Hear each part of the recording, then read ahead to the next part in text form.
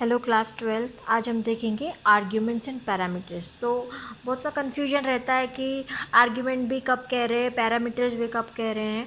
तो कोई कन्फ्यूजन वाली बात नहीं है। अभी ये जो थ्योरी है इससे आपको कंसेप्ट क्लियर हो जाएगा कि कब आर्ग्यूमेंट होता है और कब पैरामीटर्स होते हैं। आर्ग्यूमेंट्स और पैरामीटर्स की जगह पे कई बार यूज़ किया जाता है एक्चुअल और फॉर्मल आर्ग्यूमेंट्स, ऐसे भी हम कह सकते हैं। तो कोई भी पैरामीटर्स या आर्ग्यूमेंट जब कॉल की जाती है किसी फंक्शन को, जब कॉलिंग होती है तो वहाँ से जो आप नंबर ऑफ़ आर्ग्यूमेंट्स पास करते हैं, तो जो पैरेंथेसिस में जितने भी नंबर ऑफ़ वेरिएबल्स या कांस्टेंट आप जो भी पास कर रहे हैं उसको आर्ग्यूमेंट्स कहा जाता है। और जब फंक्शन हेडर जो भी वैल्यू रिसीव करता है उन वेरिएबल्स में, जो पैरेंथेसिस के अंदर जितने भी नंबर ऑफ़ वेरिएबल्स होते हैं उनको पैरामीटर्स कहते हैं। और जो कॉलिंग फंक्शन में जो आप आर्ग्यूमेंट्स पास कर रहे हैं वो एक्चुअल आर्ग्यूमेंट्स होते हैं आपके, जबकि फंक्शन हेडर में जो आपके पैरामीटर्स होते हैं वो आपके फॉर्मल पैरामीटर्स होते हैं। So let's start with this topic.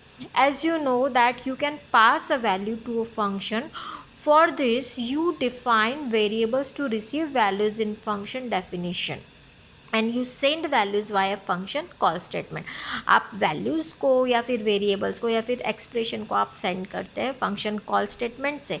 यहाँ पे एक एग्जांपल दिया गया है, एक डेफिनेशन है, मल्टीप्लाई नाम का एक फंक्शन है जिसमें दो आपके पैरामीटर्स से a एंड b, और ये मल्टीप्लाई फंक्शन क्या कर रहा है, a एंड b की मल्टीप्लाई कर रहा है। This is your function body and this is the main. यहाँ से आपका प्रोग्राम एग्जीक्यूशन स्टार्ट होगा, जैसे y को 3 असाइन करेंगे, फिर ये आपका कॉलिंग स्टेटमेंट है ना। तो कॉलिंग स्टेटमेंट जैसे ही मल्टीप्लाई उसको दिखा, उसने क्या किया, 12 किस में असाइन कर दिया, a में, है ना, ऑर्डर वाइज ही होगा। और y में कितना था, 3, तो ये 3 किसको असाइन किया, b को, है ना। अब a इंटू बी, अब a की वैल्यू क्या है 12 और b की वैल्यू क्या है जो y से आपने पास की थी क्या 3, तो 12 इंटू 3, इस तरीके से। उसके बाद में नेक्स्ट स्टेटमेंट है आपका मल्टीप्लाई, ये भी कॉलिंग हो रहा है y। अब दोनों जो आर्ग्यूमेंट है आपने y की वैल्यू पास की है। अब ये फर्स्ट y की वैल्यू है, हालांकि y में क्या है आपका 3 ही स्टोर्ड है, तो y की वैल्यू जो है वो a को असाइन हुई, दैट इज़ 3, एंड इस y की वैल्यू दैट इज़ 3 वो किसको असाइन हुई, b को। नेक्स्ट स्टेटमेंट आपका x इज इक्वल्स टू 5 है। अब मल्टीप्लाई फिर अगेन फंक्शन कॉल हुआ है। अब कॉल होके क्या होगा, y में कितनी वैल्यू है 3 और x में कितनी वैल्यू है 5, तो ये y की वैल्यू किसको गई, इस a को गई, और ये x की वैल्यू किसको गई, इस b को गई, है ना। तो you can see that the above program has a function namely multiply that receives two values. दो वैल्यू रिसीव कर रहा है मल्टीप्लाई नाम का function, a and b. This function is being called thrice by passing different values. ये function 3 बार call हुआ है different values के थ्रू, है ना। This 3 function calls for the multiply.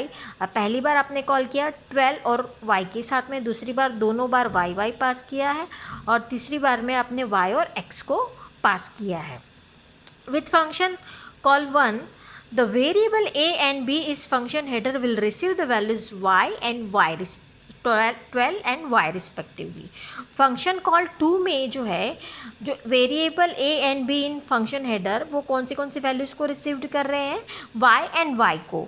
और कॉल 3 में वेरिएबल a और b फंक्शन हेडर किसको रिसीव कर रहे हैं, y and x respectively. As you can see that there are values being passed through a function call and values being received in function header. Function definition है ना, जहाँ से call हो रही है, पास हो रही है, और जहाँ पे रिसीव हो रही है। This two type of value are more formally. तो आर्ग्यूमेंट्स मतलब क्या, Python refers to the value being passed as argument. आप जो पास कर रहे हो वैल्यू, जैसे ये y x, ये क्या है, ये है आर्ग्यूमेंट्स। उसके बाद parameters, values being received as parameters, तो जो value as a parameters received हो रही है, जैसे इस मल्टीप्लाई फंक्शन में वैल्यूज़ आपके ए एंड बी में ये वैल्यू रिसीव हो रही, तो ये क्या हुए आपकी पैरामीटर्स हुए। और आर्ग्यूमेंट्स जहाँ से आपका फंक्शन कॉल हो रहा है, जैसे वाई एक्स है, वाई वाई है, ये क्या है आपके आर्ग्यूमेंट्स है। और जो मल्टीप्लाई जो फंक्शन डेफिनेशन में ए एंड बी आपने लिखा हुआ है वो आपके क्या है पैरामीटर्स है। आई होप आपको थोड़ा तो क्लियर हुआ होगा। So you can say that the arguments appears in the function call statement. Argument कहाँ पे अपेयर होते हैं, फंक्शन कॉल स्टेटमेंट में, and parameters appear in the function header section में। तो इन दोनों वर्ड में अभी कंफ्यूज नहीं होना है। आर्ग्यूमेंट्स कब, जब आप फंक्शन को कॉल कर रहे हो तो ब्रैकेट में जितने भी वेरिएबल्स है या जो भी आप एक्सप्रेशन पास करें, जो भी वैल्यू पास करें, वो आर्ग्यूमेंट्स है। और जो फंक्शन के डेफिनेशन में जो आपने वेरिएबल डिफाइन किए वो आपके हैं parameters. Arguments in Python can be one of this values type. तो आर्ग्यूमेंट वो कितने तरीके के हो सकते हैं, 3 तरीके के हो सकते हैं। या तो आप लिटरल्स पास करेंगे, मतलब कांस्टेंट वैल्यू आप पास कर सकते हैं, जैसे अभी पिछले कोड में हमने देखा था 12 पास किया था। वेरिएबल्स हम पास कर ही रहे हैं, जैसे वाई पास कर रहे हैं, एक्स पास कर रहे हैं, और एक्सप्रेशन को भी हम पास कर सकते हैं। इन तीनों के एग्जाम्पल हम अभी देखेंगे। But the parameters in the Python have some names, that is variables to hold incoming values. The alternative names for argument are called actual parameter and actual argument. हम एक्चुअल नाम का नाम यूज़ करते हैं क्योंकि जो एक्चुअल वैल्यू होती है आपकी वो मेन से पास की जाती है। Alternative names for the parameter are formal parameter and formal argument. So either you can use the word combination of argument and parameter, और you can use the combination actual parameter और formal parameter. आप कुछ भी use कर सकते हैं, actual या formal use करो या फिर पैरामीटर या आर्ग्यूमेंट करो, जो भी ईजी है। और the combination of actual argument और फॉर्मल आर्ग्यूमेंट, इस तरीके से। अब यहाँ पे एक फंक्शन फिर से डिफाइन किया गया है, डेफ मल्टीप्लाई ए बी, और प्रिंट ए और बी किया है, मल्टीप्लाई किया है। तो अब ये देखिए यहाँ से कॉलिंग हो रहा है, यहाँ से आपने क्या पास किया 3 और 4, that means this is the literals. ये क्या है, लिटरल से कांस्टेंट वैल्यू आपने पास की है। अभी ये जो 3 पास किया किस में गया, वो ए में गया, और ये जो 4 पास किया वो किस में गया, बी में गया। उसके बाद में पी को असाइन हो रहा है 9, p इक्वल टू 9। अब फिर से कॉलिंग हुआ, अब p में है 9 और कॉमा 5। अब ये कांस्टेंट पास कर रहे हैं, यहाँ से आपने वेरिएबल पास किया। ये जो वेरिएबल p की वैल्यू है कितनी है 9, वो किसको असाइन हो रही है, a को असाइन हो रही है। और ठीक उसी तरीके से b को क्या असाइन हो रहा है, 5 असाइन हो रहा है। फिर यहाँ पे आपका फंक्शन में जाके ये वैल्यू आपका मल्टीप्लाई होकर प्रिंट हो रहा है। फिर थर्ड कॉलिंग स्टेटमेंट क्या है, यहाँ पे p की वैल्यू मतलब वेरिएबल पास कर रहे हैं, और यहाँ से देखिए आप एक्सप्रेशन को पास कर रहे हैं, p+1 को पास किया। p+1 मतलब क्या, p की वैल्यू है 9, 9+1 तो क्या हो जाएगी, b में कितनी वैल्यू जाएगी आपकी 10 जाएगी, 1 हो गए, +1 हो गए, है ना। Be a function header like the one shown below is invalid. जैसे डेफ यहाँ पे अभी आप देखेंगे आपने क्या किया, कॉलिंग स्टेटमेंट में तो एक्सप्रेशन पास कर सकते हैं, लेकिन डेफिनेशन में जो आपने फंक्शन डेफिनेशन हेडर में आप a+1 मतलब यहाँ पे आप एक्सप्रेशन नहीं यूज़ कर सकते।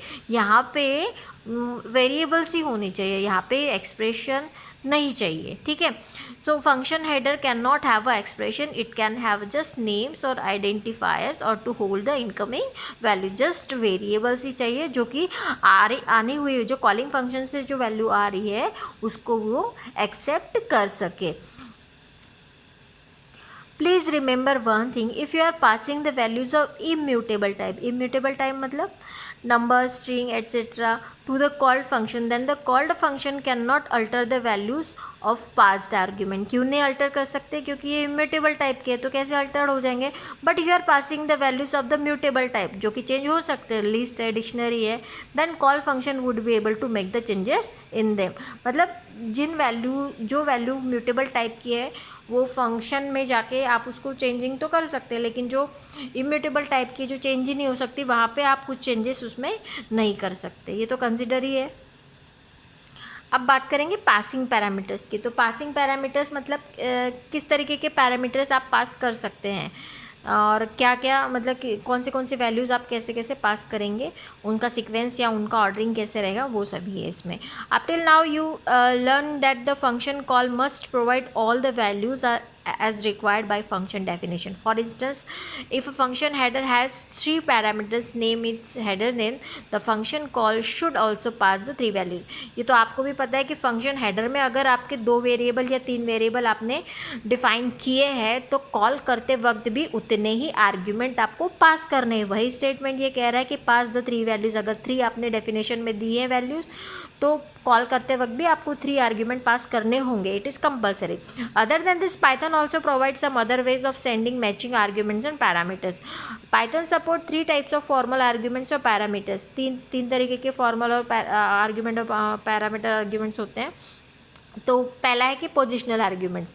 तो रिक्वायर आर्ग्यूमेंट, पोजिशनल आर्ग्यूमेंट होते हैं, डिफ़ॉल्ट आर्ग्यूमेंट्स होते हैं और कीवर्ड्स होते हैं. तो आप सबसे पहला हम देखेंगे पोजिशनल आर्ग्यूमेंट्स क्या क्या होते हैं.